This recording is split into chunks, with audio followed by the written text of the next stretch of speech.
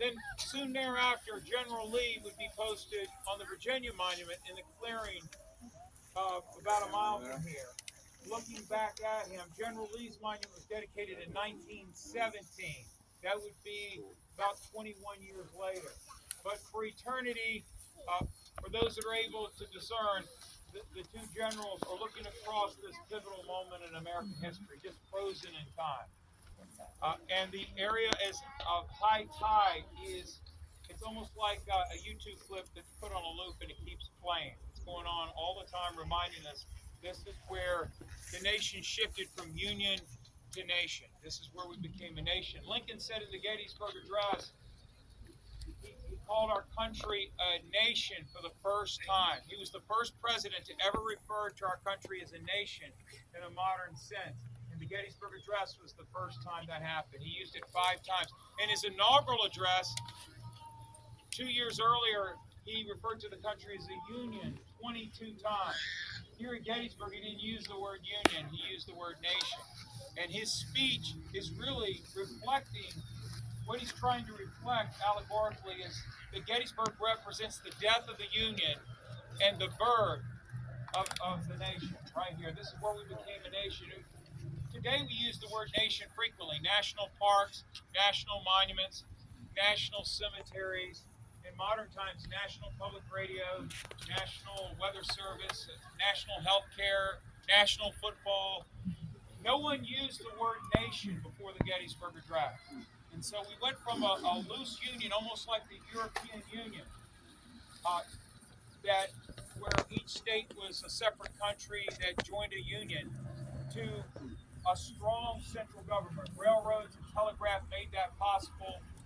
And so from that point, that's the deeper meaning of what Gettysburg is and how it reflects how our country is today. Now back to me, this particular monument to me was also supposed to reflect a specific moment.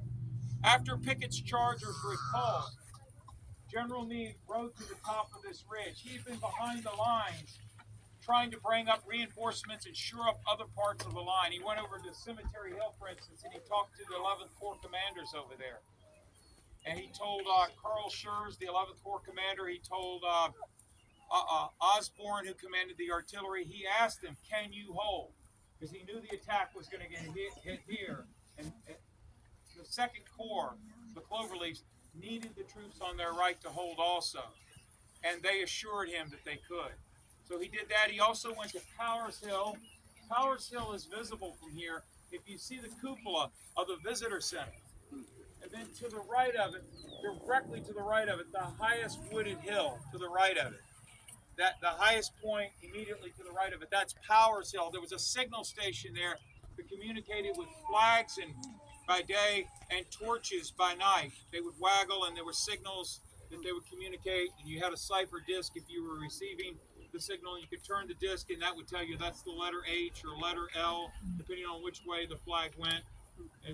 Today we would just communicate this way. And the General Meade went, just like you never leave your communications, Meade only went to places where there was the ability to communicate long distance with a torch or with the flag. But Meade came up towards the end of the repulsive Pickett's charge. To right about this point, we have 2 accounts of people approaching him on foot. And he looked down from his horse and acknowledged them. One of them was a sergeant. His name was he was a sergeant in one of the batteries here. And he came up to General Meade and said, look, the Confederates are retreating. And General Meade said, are you certain that they're retreating?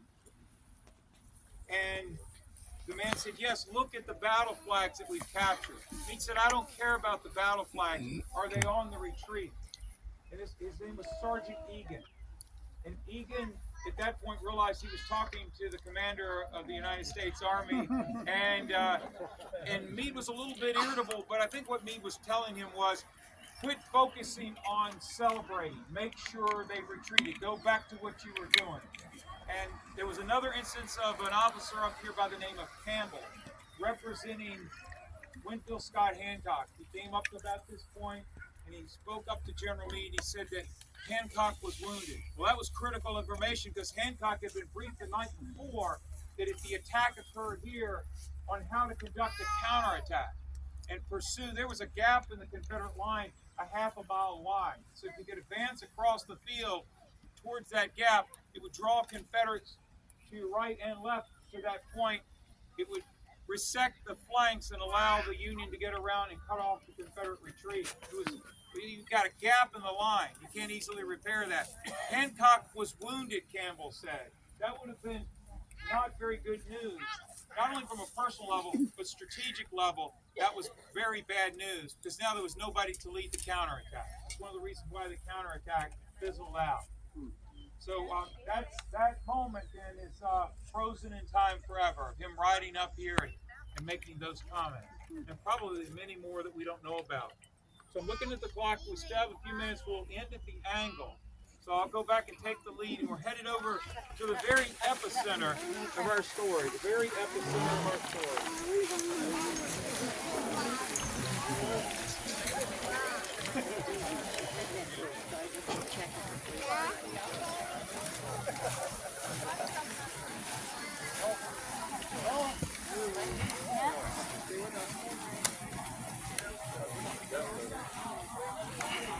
It's like popping that out.